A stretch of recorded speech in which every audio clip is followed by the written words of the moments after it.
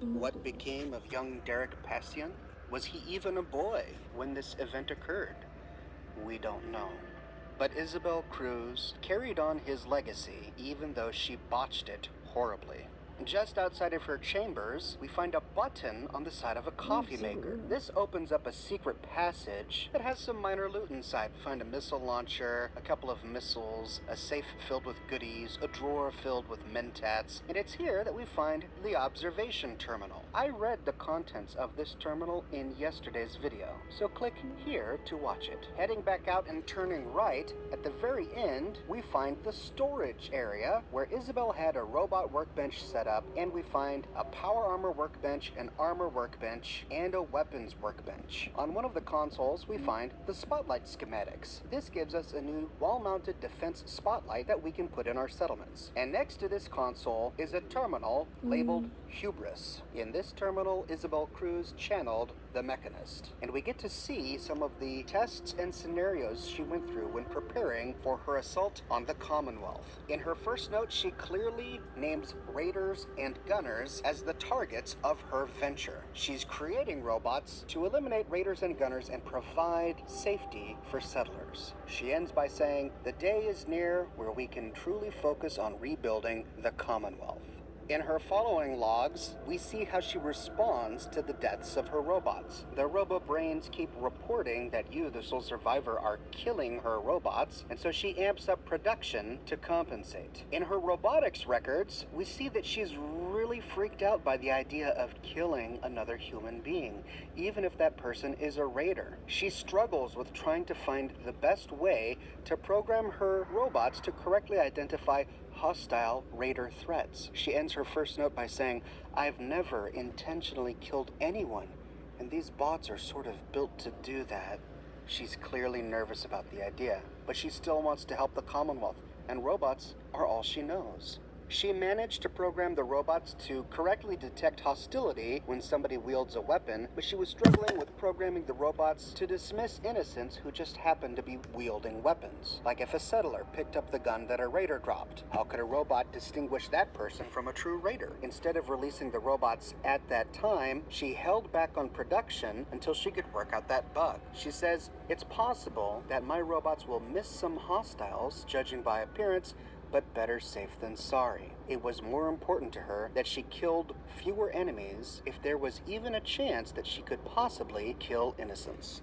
In the next entry, she finally managed to get her robots to correctly identify hostiles, and she talks about getting ready for a live test, which made her really nervous. And in the next entry, we see the results of that live test. She found a raider camp, and luckily enough, raiders tend to all dress the same way. She sent in her robot allies, and they eliminated all the threats. She's excited that this initial round of testing worked well, but she ends by saying, "I'm not sure if I'll sleep tonight. Raiders may have murdered a lot of people in my old settlement, but for me to be responsible for taking lives, she can hardly bear it." The entries on this terminal, I think, are proof that the Mechanist was telling the truth. It's not like she wrote these in preparation for our visit. She didn't even know we were coming. She really was trying to help the Commonwealth. She thought that her robots were only killing raiders and gunners, and she truly is genuinely horrified at the thought of killing innocent settlers. But the fact is that she did. I think there are three ways that we can resolve this. The first is the pragmatic way. The pragmatic solution is to leave her alive. With her alive, she becomes a very useful vendor. We can get much of the scrap shipments we need for our settlements from her, this one person. This saves us a lot of time. The second option is the just option. Eye for an eye, tooth for a tooth. Isabel Cruz killed, Isabel Cruz should be killed. I don't think anyone could argue that killing her is justice. And this is the option that I would choose if the world of Fallout 4 had a justice system, where citizens of the same country could hold each other accountable, where everybody followed the same set of laws. Whatever the lawful punishment was for the inadvertent murders that Isabel Cruz committed, I believe she should suffer. That might be execution, it might be imprisonment, but it's under the law, and Isabel would be judged by a jury of her peers. But in a world that does not have a justice system, in the crazy, mixed-up post-apocalyptic world of Fallout 4, I prefer the third option. The third option is the merciful option, and I think this is the most moral option. Because I don't think good justice should be blind. I don't think good justice should ignore the circumstances and motives behind behavior. Yes, there is the black and white reality that Isabel Cruz killed people, but she clearly didn't mean to.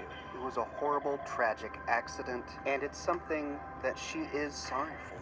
She's mortified by the thought that she actually killed innocent people. I do think that it is moral to kill Isabel Cruz. She kind of does deserve it. It is just to execute her. But I think it's a greater good. It's a more moral option to be merciful towards her and to let her live so that she can mature as a human being. Ada is right when she says that we don't know what she'll do in the future. It's possible she could retrace her steps and try to do this whole thing all over again. But it's also possible that she could do something right, that she could work with the sole survivor to make better decisions, that she could aid the sole survivor or other settlers with their everyday lives, that she could still be a force of good in the world. I don't know if she could ever do enough good to counteract the evil that she's already done, but if she were gone from this world, if she simply vanished, then there's no possibility that she could ever do good again. And I think a world where she exists with the ability to possibly do good. Rated T for teen.